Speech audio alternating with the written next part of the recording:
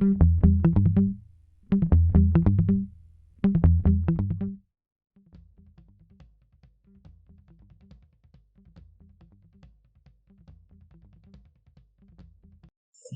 a todos, bienvenidos a esta conversación con científicos, un espacio de la Universidad de Caldas a través de su Centro de Ciencia Francisco José de Caldas, en respuesta un poco en esa necesidad de hablar de ciencia, de resolver esas preguntas que tenemos alrededor de la ciencia y quién mejor que un científico para hacerlo.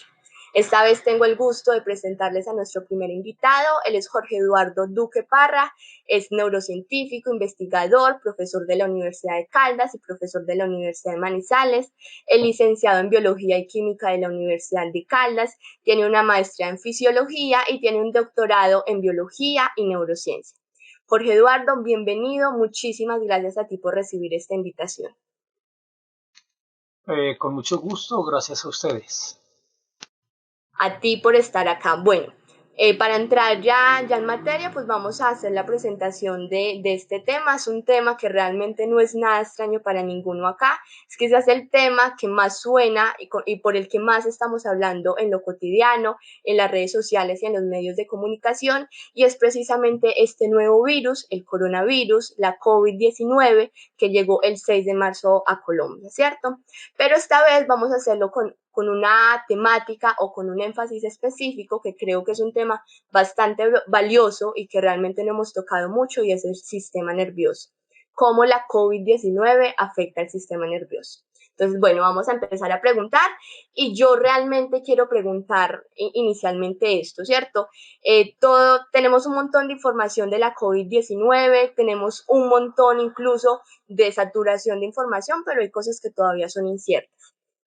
Sabemos que es una infección respiratoria, que en la mayoría de casos es leve, pero que cuando es muy grave puede ser letal, ¿cierto? Y es una infección respiratoria que afecta realmente el sistema respiratorio, pero poco sabemos de los otros sistemas. Jorge, ¿cómo afecta el sistema nervioso este nuevo virus? Bien, lo afecta de múltiples maneras. Tú hiciste la anotación de que afecta al sistema respiratorio. Ahora, claro, entra por el sistema respiratorio, pero también puede entrar por la mucosa del ocular, por lo que nosotros llamamos conjuntiva.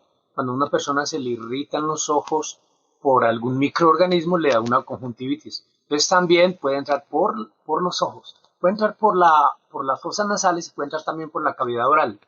Lo que pasa es que la mayoría del tiempo estamos metiendo aire y cuando respiramos adecuadamente lo metemos principalmente por la fosa nasal.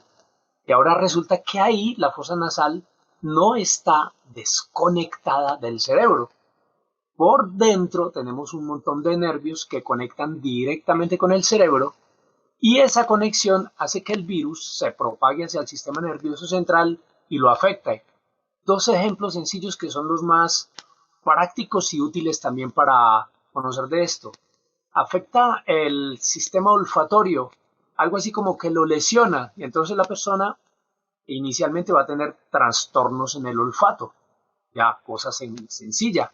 Significa que un clínico que esté valorando a una persona que tenga infección de esto, una de las pruebas que le puede hacer, que son muy usuales en el mundo y ahorita más, es ponerle a oler algún producto, usualmente ácido acético, o sea, vinagre. Si no está oliendo adecuadamente, eso está indicando que el bicho, o sea, este virus, le ingresó y le está afectando ya al sistema nervioso central. Pero la persona presenta anosmia, ese es el término que se utiliza. Y la otra, como le puede entrar por allí también y por la cavidad oral, puede empezar a afectar el sistema gustativo. Entonces la persona también tiene alteraciones en el gusto. Esas dos cosas clínicas sencillas le dan una pauta al médico tratante para decir, muy posiblemente esta persona está sufriendo el ataque del virus. Aunque como tú comentaste también, él empieza a pulular, o sea, a abundar en el interior de la vía respiratoria y a afectar la vía respiratoria. Y luego también afecta múltiples sistemas más, sistema urinario, sistema vascular, en fin. Digamos que el sistema nervioso aún sigue siendo un sistema un poco complejo para entender, ¿cierto? Es un sistema que poco sabemos, aunque es de suma importancia para todas las funciones reales del cuerpo humano, ¿cierto? Cuando hablamos de un sistema óseo, pues realmente entendemos y de una hacemos, digamos, la imagen visual, que es realmente los huesos, ¿cierto? El sistema respiratorio, hacemos el tema de los pulmones, de la boca, de la laringe, faringe y todo. ¿Cómo podríamos entender más fácilmente el sistema nervioso? Bien, pues relativamente sencillo. Ese también digamos que es algo fácil, aunque es más complejo que los otros. Es más complejo porque es el que gobierna, regula e integra a todos los demás.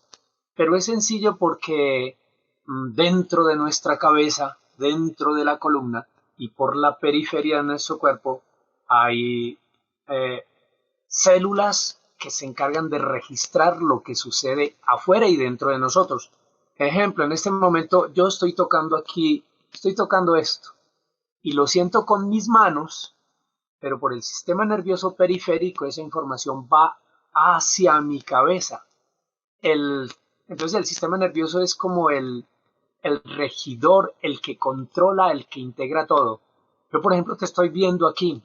Para poder ver, necesito que esa, esa radiación que emana de ti, te llegan rayos, chocan contra ti, comillas, se meten por mis ojos, estimulan mis nervios, en este caso el nervio, mmm, los nervios ópticos, y luego mi cerebro procesa esa información y te convierte. O sea, el cerebro, el sistema nervioso de nosotros, convierte la información sensorial, lo que viene de afuera, lo que oigo, lo que veo, y fuera de eso también lo que huelo, lo que gusto. Pensemos otra vez en lo del virus. Si el virus está afectando ese sistema nervioso, entonces voy a interpretar inadecuadamente lo que huelo, lo que gusto. Otra de las cosas que hace es el sistema nervioso ordena los actos motores. Yo estoy moviendo aquí mis manos, pero para moverlas voluntariamente, por ejemplo, hago así, Victoria, ¿cierto? O hago así. Eso depende de las órdenes que genere mi cerebro. Si mi cerebro genera órdenes, entonces las manda y los nervios periféricos se encargan de llegar a los músculos y los músculos moverse.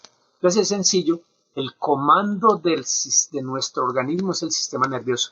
El sistema nervioso es el que, además de hacernos sentir el mundo, sentirnos nosotros mismos, registrar la información de afuera y ordenar los actos motores, nos sirve para pensar, para reflexionar, para entender el mundo. Y básicamente un sistema nervioso, así parezca minimizado, no sirve para más. Nosotros en la vida lo único que podemos hacer es registrarlo de afuera, generar órdenes motoras y pensar en esas cosas. No hay que yo sepa algo más que eso. Pero con eso nos es suficiente Un y no. montón, un trabajo inmenso. Yo voy a intentar hacer un paralelo y tú me dices si es correcto o no, ¿cierto? Cuando hablamos del sistema inmune o inmunológico, nos referimos precisamente, o a mí realmente me llega a la cabeza una frase y es, tienes las defensas bajitas o estás bien de defensa, ¿cierto? Es una frase que nos dicen las mamás, nos dicen las abuelas e incluso los amigos. Pero esa frase, digamos que ahora está mucho más presente por esa preocupación de que las personas cuando tienen defensas bajitas son más propensos a contraer este nuevo virus, la COVID-19, ¿cierto? Entonces, ¿qué hacemos con esto? Entonces, comemos alimentos altos en vitamina E, altos en vitamina C, comemos más saludable, intentamos tener una vida, digamos, más saludable en torno a eso, ¿cierto? Esto en torno al sistema inmunológico. ¿Por qué? Porque son acciones, digamos, que nos ayuda a cuidarlo o a fortalecerlo. Uno, ¿cómo cuida un sistema nervioso? ¿Cómo lo fortalece? Bueno, está muy bien. Resulta que el sistema nervioso también tiene su propio sistema inmunológico. Eh, lo que tú decías ahorita, supongamos que en el lenguaje corriente que una persona se le infectó por aquí la uña, que le salió un uñero y que ahí tiene bacterias pululándole y atacándole. Entonces el uñero duele porque los microorganismos están atacando el cuerpo. Tenemos ahí como localmente y también por acá pues un sistema inmune, pero el sistema nervioso no tiene ese sistema inmune que hay afuera. El sistema nervioso también tiene su propio sistema de defensa. Unas de las células que hay allí que se llaman microglia son las principales defensoras en nuestro sistema nervioso. Mas la pregunta fue, ¿cómo fortalecemos ese sistema nervioso? Ahí le digo, incluso su propio sistema de defensa. Respuestas sencillas, haciendo ejercicio periódico. Y en estos momentos donde no podemos salir a deambular por ahí para nuestro bien y de los demás, lo podemos hacer en casa. Que es que yo no tengo una bicicleta estática o cosas así. Yo puedo trotar alrededor de la pieza, puedo hacer abdominales, puedo hacer flexiones, caminar dentro de la pieza, cosas así por el estilo. Entonces, una de las cosas es hacer ese ejercicio. Tener una alimentación balanceada. Si ingerimos los diversos productos normales, y entre ellos, por ejemplo, tú ya mencionaste la vitamina C que encontramos en el pimentón, en los cítricos, fuertemente, ellos nos van a ayudar a que esas células de defensa nos sirvan mucho para mejora de nuestra defensa. Y la vitamina E también es algo muy importante. La vitamina E la obtenemos fuertemente, por ejemplo, de productos lácteos, ¿sí? Y bien, es una dieta balanceada, un ejercicio periódico y lo otro es relajarnos un poco más, vivir la vida más relajadamente, no tan preocupados. No significa eso que no tengamos que preocuparnos. A eso le llamamos estrés, que significa tensión. Pero mire, hay dos tipos de tensiones en general. Las tensiones buenas y las tensiones malas. Ejemplo, yo te digo, cuando salgamos de esto te voy a regalar escasamente $2 millones. Pues usted se va a poner muy contenta. Ese es estrés del bueno. Supongamos que el novio le dice, te voy a dar un besito. Usted dice, ese es estrés del bueno. Pero ahora lo contrario. Supongamos que yo te digo, págame el dinero que me debes urgentemente. Eso te empieza a generar un estrés del malo, ¿sí? Y ahora que el novio te dice, no te quiero más, te cambio por la otra, eso también te genera un estrés malo. Como sea, todos los humanos nos vamos a morir. Pero entonces, ¿para qué nos preocupamos tanto de tantas cosas? Y si nos relajamos un poquito, eso nos ayuda a mejorar el sistema inmune. Y los otros detalles es, no se ingiera mucho licor, no usar drogas, y en fin, otros detalles que pueden generar bajas en el sistema de defensa. Esta respuesta me lleva a la siguiente pregunta y es que en este momento tú estás en tu casa, yo estoy en la mía y a lo mejor todas las personas que nos estén viendo en este momento están desde su casa, ¿cierto? Estamos en una etapa de confinamiento en donde no podemos salir a la calle porque hay riesgo, en donde no podemos hacer lo que realmente hacíamos en lo que conocíamos como cotidiano o como la normalidad, ¿cierto? Esta etapa genera, como tú decías, ese tema de preocupaciones, de angustia, de incertidumbres. Esa etapa, o sea, estar encerrados en casa altera de alguna manera el proceso del sistema nervioso o a lo mejor la estructura de cómo funciona un sistema nervioso. Sí lo afecta en cierto sentido, pero no lo afecta que digamos una cosa muy grave. Lo afecta porque cuando estamos habituados a cosas, la cotidianidad, si no seguimos con esos ritmos, nos vemos afectados. Entonces estamos adaptados a ritmos. Pero una de las cosas que tenemos como animales también, pero animales muy inteligentes, es que somos adaptativos. Nos adaptamos a las nuevas situaciones. Si una persona es educada para que sea muy tradicional en el caso de realizar sus rutinas y no se adapta, pues va a sufrir un poco más. Pero en general, la mayoría de los humanos nos podemos adaptar a esta situación. Y una de las cosas que podemos hacer obviamente es utilizar nuestro propio cerebro. Vea, que es que yo no me veo con mis amigos, con mis amigas, no charlo con ellos. Puede hacerlo por este medio. Entonces es una opción también para hacerlo. Que, algo así como que nos falta, por ejemplo, en tu caso y el mío. Yo no te estoy oliendo, no te veo a profundidad, no te palpo, pero dos cosas que los humanos hacemos ante todo con nuestros sentidos es ver. Aproximadamente el 90% de lo que aprendemos y de lo que registramos en el mundo es por visión, pues excepto los ciegos o los que tienen pues lesiones en sus ojos, ¿cierto? Pues la mayoría utilizamos los ojos. Entonces, si yo con las personas que usualmente estoy o que tengo esas rutinas, me conecto con ellas, pues los estoy viendo de alguna manera y entonces me estoy adaptando a esa nueva forma de verla, ya no tan estereoscópicamente, o sea, ya no con tanta profundidad. La otra, no huelo la loción que te apliques, o si hueles mal o algo así, pues bueno, algo como que mejor en un caso, mal en el otro. Entonces, el organismo se va adaptando a esas nuevas situaciones. Si las personas tienen algún riesgo mental, personas que son tratados, por ejemplo, por los psiquiatras, entonces ya ameritan un seguimiento especial, ¿sí? Pero nuestro sistema nervioso se adapta para esas nuevas situaciones y entonces si alguien va a decir que no, que me siento mal, es que no puede por su propia salud ir a tener esos hábitos que tenía antes. Ahorita adáptese.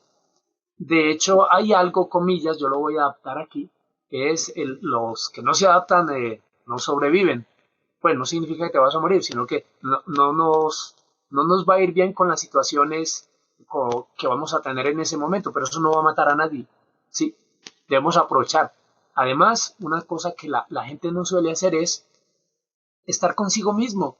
Esta es como, en alguna manera, una oportunidad que nos brinda la vida. Hay que sacarle algo provechoso a esto para estar con nosotros mismos. La persona que más nos olvidamos es nosotros mismos. Tú, por ejemplo, te preocupas por tu novio, por tu mamá, por tu papá. ¿Y cuándo sacas tiempo para ti?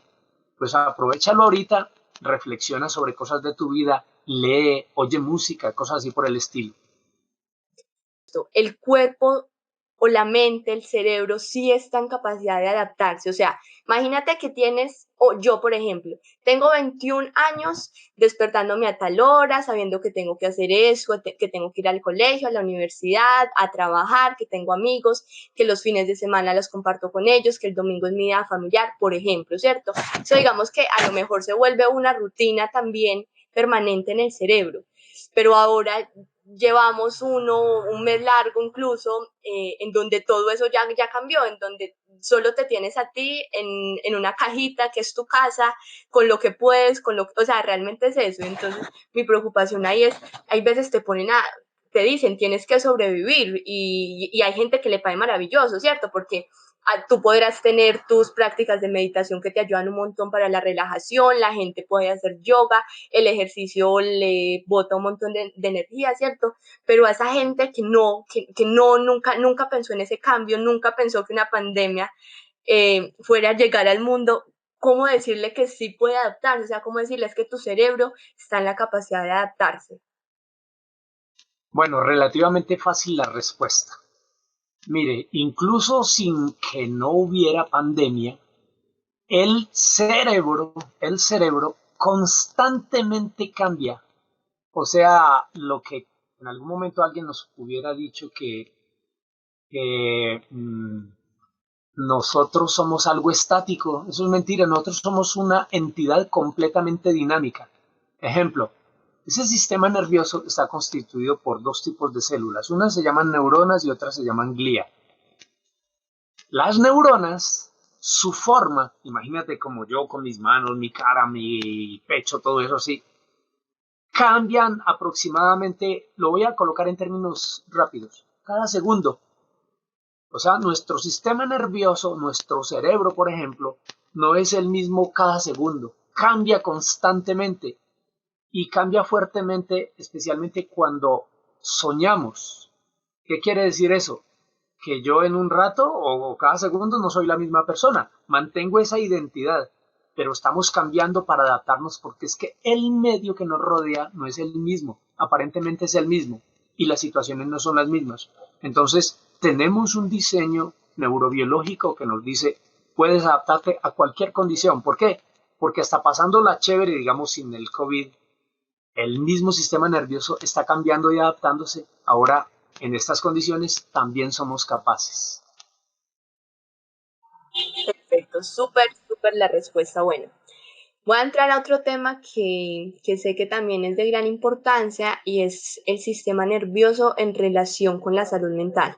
La salud mental en Colombia, por ejemplo, a mi parecer es un problema de salud pública, es una cosa que no hemos entendido la magnitud, el alcance y todo ese tema. Y siento que justo en este momento, con lo que te decía, el tema del confinamiento, de estar encerrados, de solo convivir con la persona que vives, tu mamá, tu papá, tu esposo, tu novia, lo que sea, incluso pensando en que a lo mejor no eran las mejores relaciones que tenías con ellos, pero te toca quedarte un mes, 2 meses, 3 meses, lo que dure la cuarentena con esas personas, convivir o sobrevivir a lo mejor.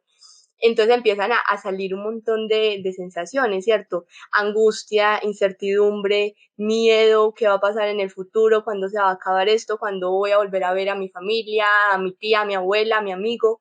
¿Cómo se maneja eso, el sistema nervioso? ¿Cómo responde a todas esas emociones que yo creo que son más vivas en este momento que nunca? Bien, nosotros en nuestro encéfalo, para que la gente entienda más fácil, allá en el cerebro, tenemos una parte, la parte como más periférica del cerebro que se llama neocorteza. Es como la cáscara, ahí de ahí nos viene el nombre, corteza, como la cáscara de una fruta. Y esa parte de nuestro sistema nervioso es la que nos hace ser fuertemente racionales. Por ejemplo, ahorita estamos reflexionando, haciendo anotaciones respecto a algo, estamos siendo muy, comillas, inteligentes, estamos utilizando esa parte del cerebro. Pero ahí adyacente, muy pegado a esa parte, hay otra parte que se llama cerebro emocional. Esa parte del cerebro emocional se conoce en el campo neuroanatómico o neurofisiológico con el nombre de formación límbica o sistema límbico. Pues un humano tiene entonces partes de su sistema nervioso que le permite ser racional y al mismo tiempo emocional. Si somos capaces de conjugar esas dos cosas, lo racional y lo emocional, no nos desbordamos. Sí. Ejemplo, yo a veces aquí en este encierro me molesto por cosas porque utilizo mucho mi corteza analítica, la que me hace ser, comillas, algo inteligente. Y entonces, si me dicen cosas que no son racionales, me molesto por ello. ¿Sí? No soy capaz en ese sentido de conjugar la parte emocional con la parte racional. ¿Qué debemos hacer? Tratar de integrar esas dos partes, recordándonos con la parte inteligente que también somos emocionales. Si las disgregamos, podemos tener esos problemas. Entonces lo mejor es integrarlas porque somos, además de emocionales, racionales.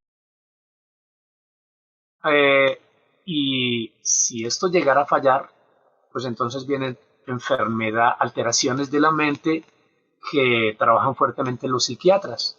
Las emociones se desbordan y una persona puede, por ejemplo, golpear a otra, tratarla mal, incluso asesinarla, ¿sí?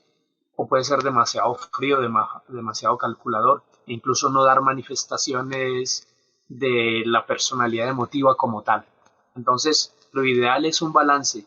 Y si no, pues recurrir, por ejemplo, al que trata a las personas que tienen este tipo de desórdenes, especialmente los psiquiatras. Una persona cotidiana, una persona que no está diagnosticada con depresión, que no tiene ningún trastorno mental, no es bipolar, no, bueno, digamos en esas categorías que conozco, ¿cierto? Una persona que solo se siente ahogada en un confinamiento, o sea, siente que necesita respirar afuera, que necesita volver a ver todo a lo normal, a lo que conoce. ¿Cómo uno puede decirle que se ayude? ¿Qué recomendarle? Yo le diría, autoencuéntrese y aproveche algo como de esa felicidad. Ya habrá un momento para encontrarnos con otros.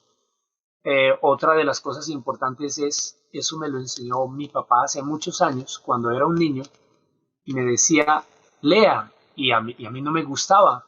A mí me gustaba hacer gamín, chinchar por ahí, jugar futbolito, como dicen.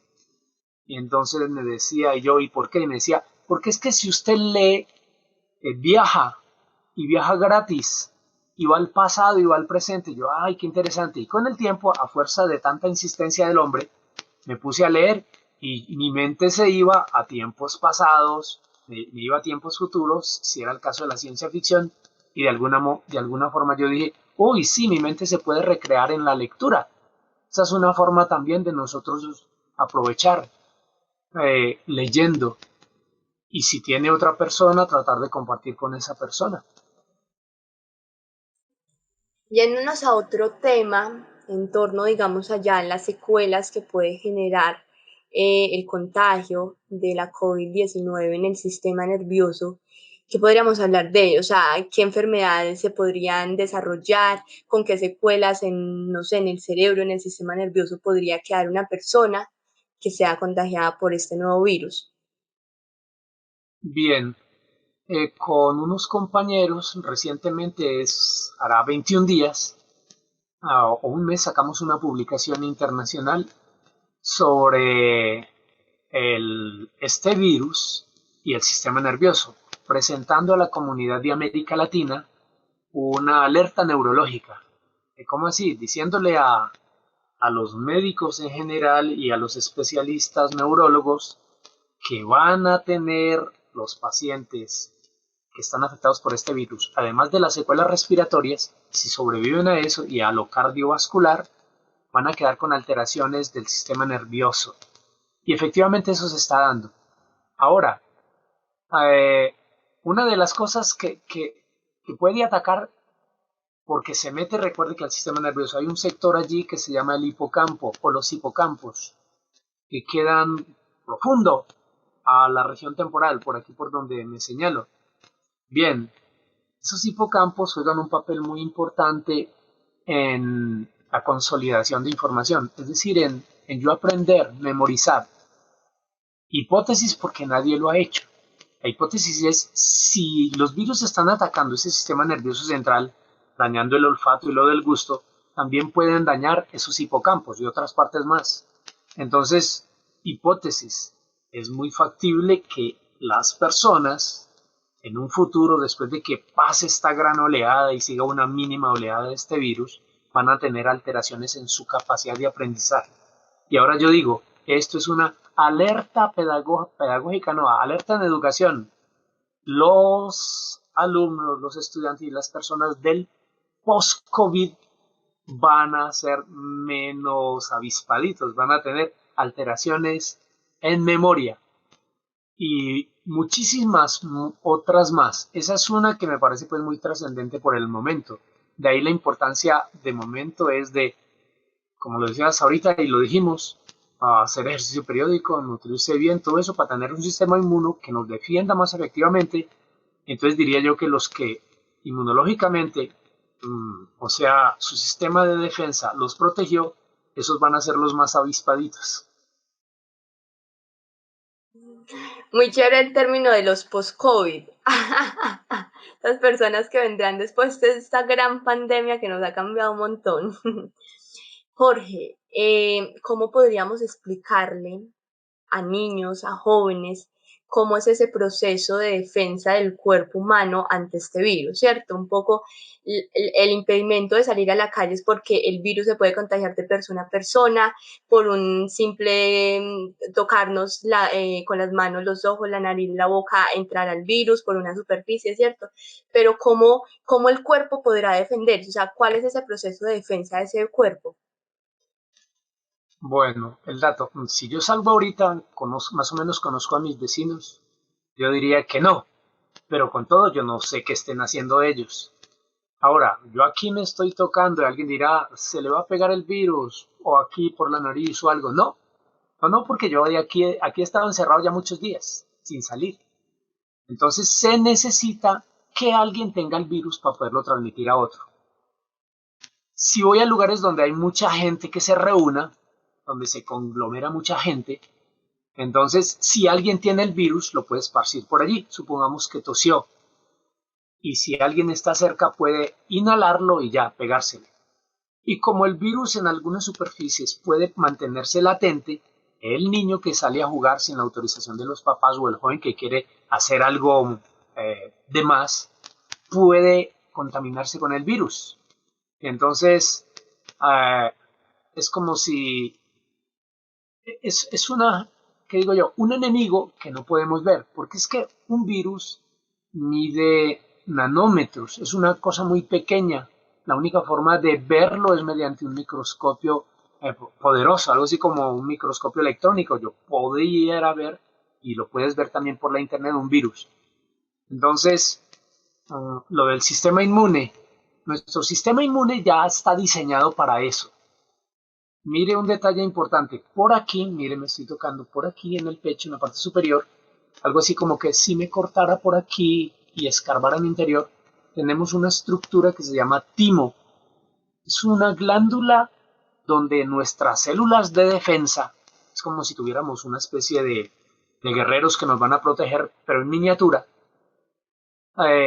ese timo está ahí funcionando. En las personas de edad, entre más viejo se pone una persona, nos ponemos más viejas, ese timo se pone más pequeñito y tenemos menos células de defensa.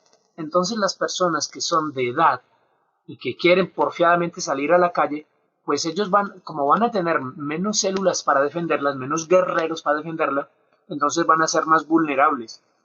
Mire que se dice en las noticias y en general, que las personas de más de 70 años, 80, 90, no deben salir, porque son más vulnerables y le queda más fácil a esas entes que son los virus llegar y atacarlos fácilmente. En otros grupos poblacionales es más difícil. Por ejemplo, un niño es más difícil. No significa que no, porque el virus puede atacarnos a todo. Puede que voy a inventarme algo. Es más fácil que ese virus me dañe a mí que a usted. ¿Por qué? Porque usted es jovencita, su sistema inmune pues está, digamos que bien. Pero si usted saliendo allá o el niño saliendo a la calle y justo en ese momento la mamá le echa una reprimenda que le genera un estrés negativo y ese niño no está comiendo bien, como infortunadamente sucede con muchas personas en el país, ¿sí? Entonces va a tener un estrés que le condiciona y desfavorece el sistema de defensa y entonces el bicho el virus, le va a ser más fácil atacarlo y generarle la enfermedad. Jorge, terminemos hablando de esa pasión tuya específicamente y yo realmente quisiera preguntarte qué te sorprende del sistema nervioso, o sea, qué tan complejo pero a la vez importante, funcional y necesario para realizar todas las actividades normales y cotidianas del cuerpo, pues la importancia impresionante de este sistema que poco conocemos realmente y tenemos muchas dudas, pero creo que es quizás el sistema más transversal en el cuerpo. Bien, el sistema nervioso ha sido estudiado ya mucho. Lo que pasa es que más bien poca gente gusta de lo que es complejo. A mí me gustan las cosas complejas, las cosas difíciles. Las fáciles no me gustan casi porque es muy sencillo, ya me lo aprendí ya o resolví la situación ya. De alguna manera lo complejo me gusta más. Y ahora otra idea. Como la gente tiende a ser facilista, entonces dirá, no, yo no me pongo a estudiar esto. Prefiero lo que me sea menos difícil. Pues se pierden de una maravilla de tratar de entenderse. Ahora, una de las metas mías desde muy pequeño era, ¿cómo hago para entenderme yo? Y una de esas formas las he logrado es mediante la neurociencia. No significa que yo me entienda mucho, pero creo que más que muchos. Entonces es una ventaja estudiar neurociencia porque le ayuda a entenderse uno mismo de alguna manera. Y si me entiendo a mí mismo, puedo comprender a los demás. Y la otra cosa difícil es, si yo estoy hablando con otra persona, quiero saber de ella, venderle algo, enredarla, comprarle algo, pues tengo que expresarme, tengo que utilizar mi sistema nervioso. Si yo entiendo bien mi sistema nervioso, puedo entender a los otros y más fácil, algo así como que no dejarme engañar, tratar de convencerlos o en fin. El sistema nervioso, la otra cosa es pereza. Yo lo hablo porque aunque yo soy profesor y soy investigador, yo, comillas, detesto mucho a mis colegas profesores porque veo que muchos de ellos son como vagos, en el sentido de que hacen lo menos necesario, no se motivan por investigación, aunque pueda ser difícil. Entonces yo digo, qué apresamiento de la gente porque no aprovecha sus facultades. ¿Por qué lo digo? Porque es que cada humano, hasta el más bobito, tiene un gran potencial. Todos los humanos, cuando yo veo a mis alumnos, yo digo, aquí hay un montón de Albert Einstein. Voy a meterme en estos cerebros fabulosos, voy a tratar. Y por cosas de la misma sociedad, la falta de voluntad de ellos, la falta de estímulo, pues no veo que logren pelechar. No me refiero al 100%, porque ocasionalmente me encuentro con alumnos maravillosos que explotan esas capacidades y con ellos ya obtengo una gran satisfacción. Lo que me falta y a mí, si le mostrara ahorita mi biblioteca, eso es enorme. Y yo todos los días leo y estudio y leo y estudio y me preocupo por enseñarle algo como novedoso a mis alumnos. Pero es que en la educación formal que se da todavía en las universidades, te enseñan lo mínimo necesario, que esta asignatura tal que veamos estas horitas y que no lo menos posible. Yo, ay, toda la aventura que se pierden. Entonces, el llamado sería aproveche cada uno, siéntase como un Albert Einstein, pero es que el Albert Einstein o el Leonardo da Vinci no eran unos vaguitos. ¿Qué decían ellos? Oiga, algo así, somos 99% disciplina y 1% de genialidad. Entonces, si usted tiene disciplina, agréguele un poquito de genialidad y ya va muy bien. Y en ello, entender y aprovechar el conocimiento que le brinda el propio sistema nervioso para autoconocerse. Finalizo sobre su comentario o su pregunta haciendo una anotación de un personaje de hace tiempo que decía, si nuestro sistema nervioso fuera tan fácil que lo pudiéramos comprender, nosotros seríamos tan fáciles, tan sencillos, que no lo podríamos comprender. Entonces, el sistema nervioso tiene sus complicaciones, pero ahí vamos comprendiendo cosas con el concurso de muchos investigadores en el mundo. Y que el conocimiento nos haga libre a todos. Qué bueno, Jorge, muchas gracias. Creo que tenemos muchas preguntas resueltas. Creo que tocamos un tema que, como lo decía al inicio, poco se ha hablado realmente de la COVID-19. Hablamos mucho del sistema inmune, del sistema perdón, del sistema respiratorio, de medidas de protección, de prevención, de promoción, pero no entendemos realmente cómo funciona en el cuerpo y cómo entra, y todo eso conecta a través de los órganos que le dan la funcionalidad a nuestro cuerpo. Muchísimas gracias por eso. Bueno, con mucho gusto.